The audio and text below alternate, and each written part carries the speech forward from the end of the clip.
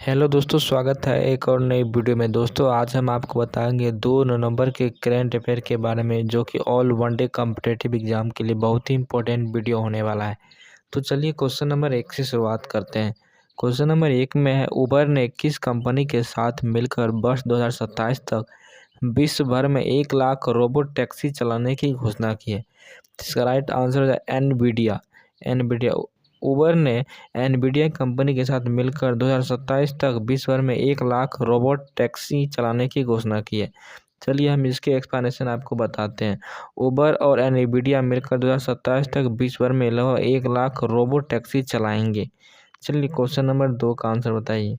2 में है, पंजाब सरकार ने हाल ही में किस योजना के दूसरे चरण की शुरुआत की है। देखिए इसका राइट आंसर है मुख्यमंत्री तीर्थ यात्रा योजना। पंजाब सरकार ने हाल ही में मुख्यमंत्री तीर्थ यात्रा योजना की शुरुआत की है।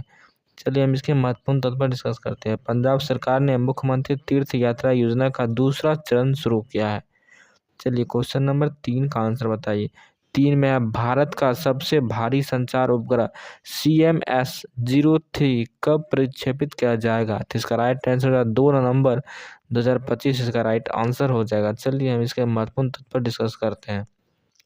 CMS-03 उपग्रह का जो प्रक्षेपण वह सतीश धवन अंतरिक्ष केंद्र से 2 नवंबर 2025 को होगा।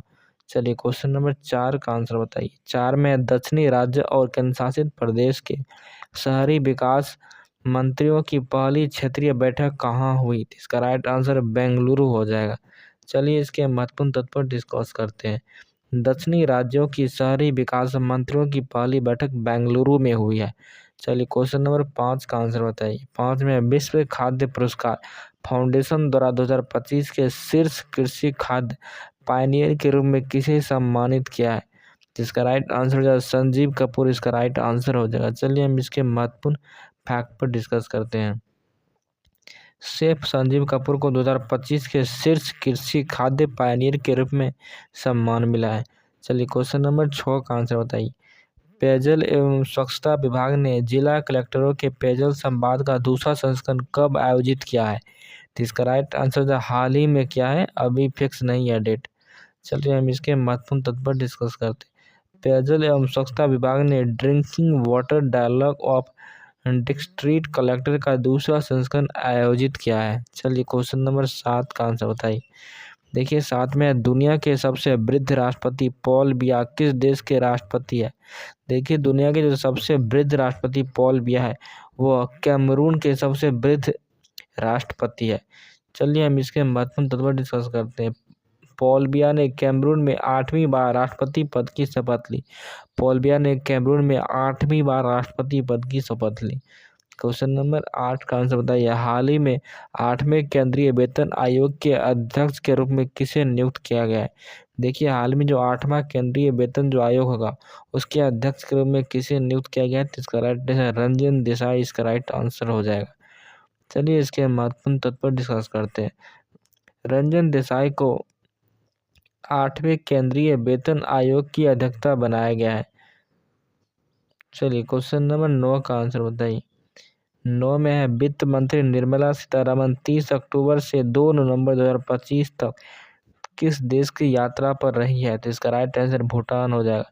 वित्त मंत्री निर्मला सीतारमण ने 30 अक्टूबर से 2 नवंबर 2025 तक भूटान देश की यात्रा पर रही है।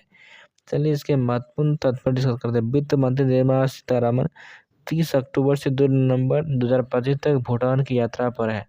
क्वेश्चन नंबर 10 का आंसर बताइए। 10 में वर्ष 2025 में कितने पुलिस कर्मियों को केंद्रीय गृह मंत्री दक्षता पदक से सम्मानित किया गया है। तो इसका राइट आंसर हो जाएगा 1466। वर्ष 2025 में कुल 1466 पुलिस कर्मियों को केंद्रीय गृह मंत्री दक्षता पदक से सम्मानित किया गया है। चलिए इसके महत्वपूर्ण तत्व डिस्कस करते हैं। 1466 केंद्रीय पुलिस संगठन के कर्मियों को केंद्रीय गृह मंत्री दक्षता पदक दिया गया है। चलिए क्वेश्चन नंबर 11 का आंसर बताइए। 11 में केंद्रीय गृह मंत्री दक्षता पदक की अधिसूचना गृह मंत्रालय द्वारा कब जारी की गई थी। तो इसका राइट आंसर हो जाएगा 1 फरवरी 2024 इसका राइट आंसर हो जाएगा। चलिए केंद्रीय गृह मंत्री दक्षता पदक की जो अधिसूचना गृह मंत्रालय ने 1 फरवरी 2024 को जारी की थी। चलिए क्वेश्चन नंबर 12 का आंसर बताइए। 12 में हाल ही में किस देश ने 2026 तक ग्लोबल प्लास्टिक ट्रेटी लागू करने की घोषणा की है? तो इसका राइट आंसर कनाडा हो जाएगा। हाल ही में कनाडा देश ने 2026 तक ग्लोबल प्लास्टिक ट्रेटी लागू करने की घोषणा की। चलिए हम इसके महत्वपूर्ण तथ्य पर डिस्कस करते हैं। पर्यावरण प्रदूषण कम करने के लिए कनाडा ने प्लास्टिक उत्पादन पर सीमाएं और रिसाइकलिंग मानकों को अनिवार्य किया है। चलिए क्वेश्चन नंबर 13 का आंसर बताइए। 13 में भारत का पहला हाइड्रोजन पवर्ड स्मार्ट फेरी किस शहर में लॉन्च किया गया है? तो इसका राइट आंसर कोची हो जाएगा। भारत का जो पहला हाइड्रोजन पवर्ड स्मार्ट फेरी जो है वो कोची में लॉन्च किया गया है। चलिए इसके महत्वपूर्ण तथ्य पर डिस्कस करते हैं। यह देश की पहली शून्य उत्सर्जन फेरी है जो स्वच्छ जल परिवहन को बढ़ावा देगी। क्वेश्चन नंबर 14 का आंसर बताइए।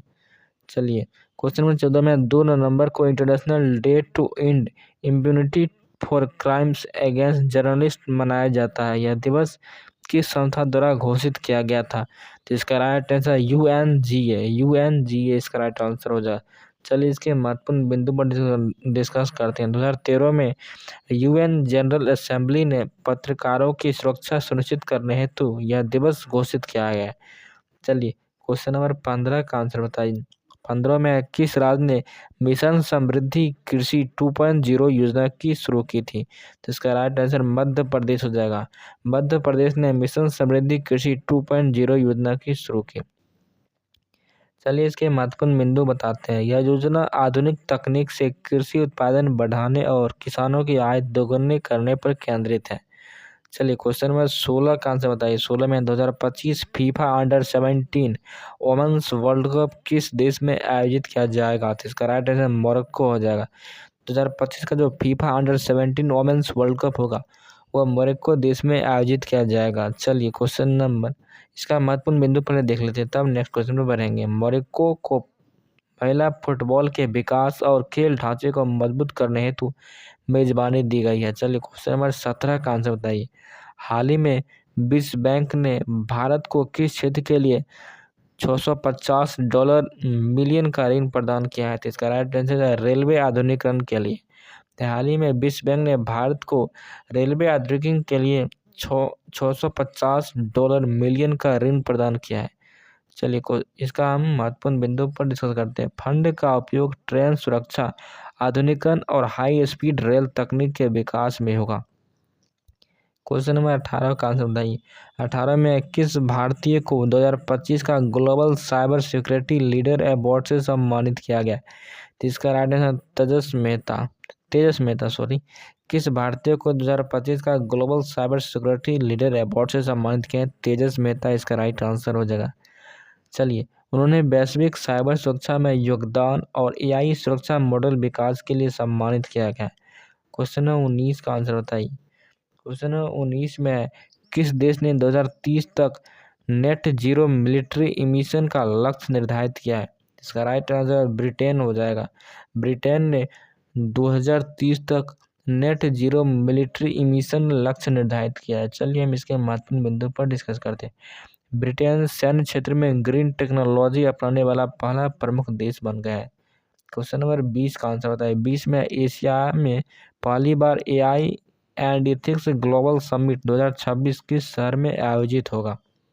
देखिए एशिया में जो पहली बार एआई एथिक्स ग्लोबल समिट 2026 होगा वह सिंगापुर में आयोजित होगा। चलिए हम इसके महत्वपूर्ण बिंदु पर डिस्कस करते हैं। यह सम्मेलन एआई के नैतिक उपयोग और वैश्विक नीति ढांचे पर केंद्रित होगा। क्वेश्चन नंबर 21 का आंसर बताइए। क्वेश्चन नंबर 21 में इसरो ने 2025 में लॉन्च होने वाले वेनस मिशन के लिए किस देश के साथ वैज्ञानिक सहयोग समझौता किया है? तो इसका राइट आंसर फ्रांस हो जाएगा। फ्रांस। देखिए इसरो ने 2025 में लॉन्च होने वाले वेनस मिशन के लिए फ्रांस देश के साथ वैज्ञानिक सहयोग पर समझौता किया है, इसलिए इसका राइट आंसर डी हो जाएगा। चलिए हम इसके महत्वपूर्ण बिंदु पर डिस्कस करते हैं। इसरो और फ्रांस की CNES एजेंसी मिलकर वेनस ग्रह के वायुमंडलीय अध्ययन पर कार्य करेगी, इसलिए राइट आंसर फ्रांस हो जाएगा। दोस्तों इस वीडियो में हमने 2 अक्टूबर के करंट अफेयर पर डिस्कस किए थे जो कि ऑल वनडे कॉम्पिटिटिव एग्जाम के लिए बहुत ही इंपॉर्टेंट वीडियो था। दोस्तों यदि वीडियो अच्छा लगता है तो वीडियो को लाइक कीजिए, शेयर कीजिए, सब्सक्राइब कीजिए। मिलते हैं नेक्स्ट वीडियो में, तब तक के लिए जय हिंद जय भारत।